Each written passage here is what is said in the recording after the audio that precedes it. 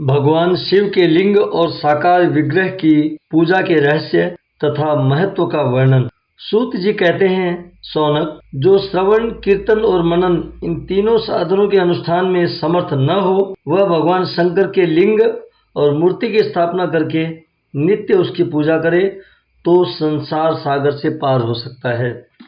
वंचना अथवा छल न करते हुए अपनी शक्ति के अनुसार धनराशि ले जाए और उसे शिवलिंग अथवा शिव मूर्ति की सेवा के लिए अर्पित कर दे। साथ ही निरंतर उस लिंग एवं मूर्ति की पूजा भी करे।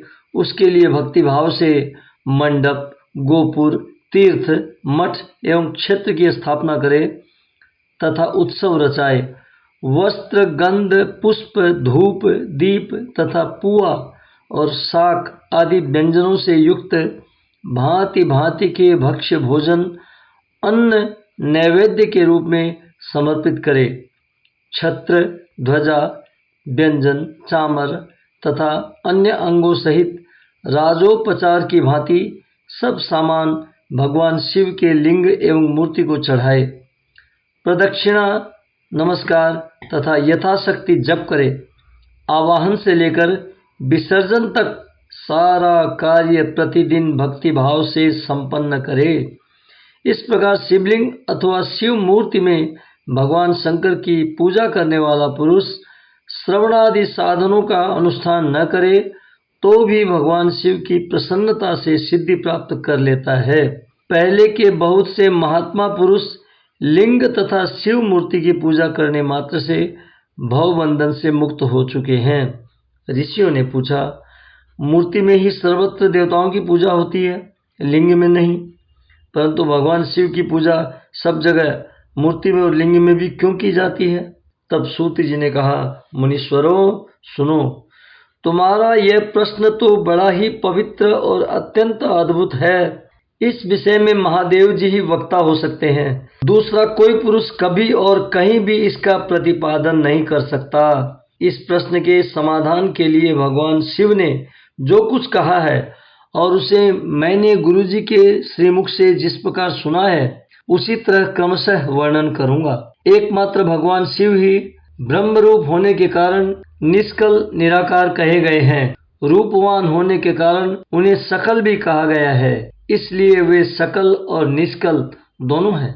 शिव के निष्कल निराकार होने के कारण ही उनकी पूजा का आधारभूत लिंग भी निराकार ही प्राप्त हुआ है, अर्थात शिवलिंग शिव के निराकार स्वरूप का प्रतीक है।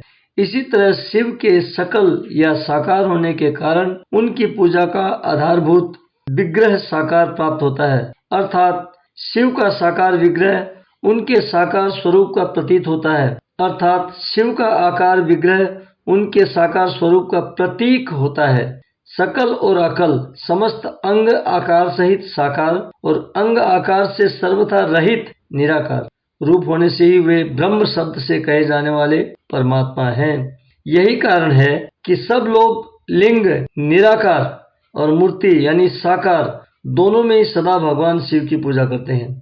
शिव से भिन्न जो दूसरे देवता हैं वे साक्षात ब्रह्म नहीं है, इसलिए कहीं भी उनके लिए निराकार लिंग नहीं उपलब्ध होता।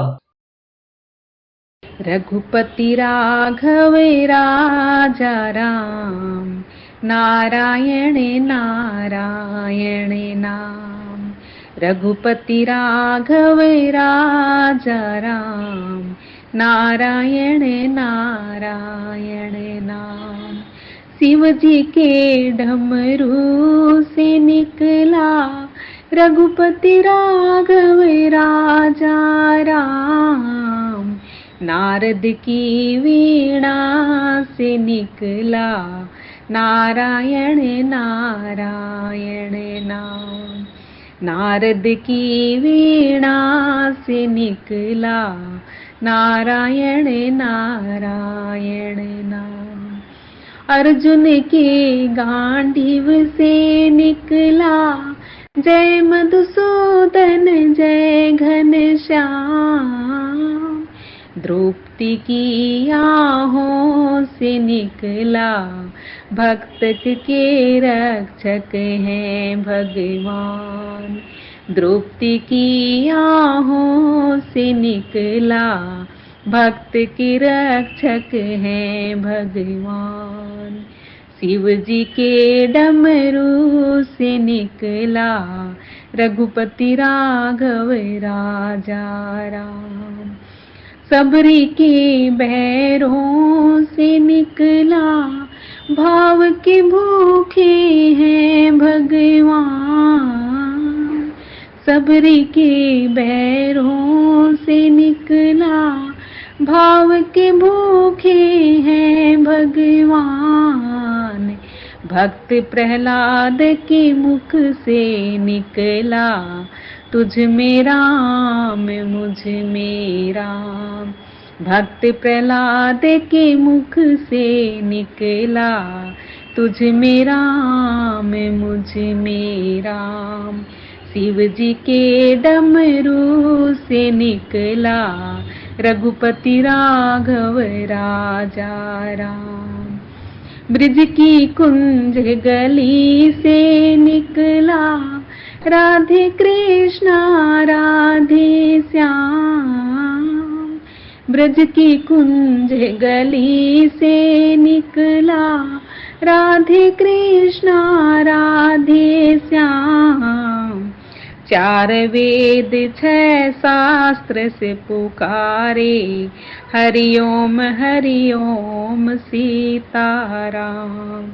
चार वेद छह शास्त्र पुकारे, हरिओम हरिओम सीताराम। शिव जी के डमरू से निकला, रघुपति राघव राजा राम। नारद की वीणा से निकला, नारायण नारायण नाम।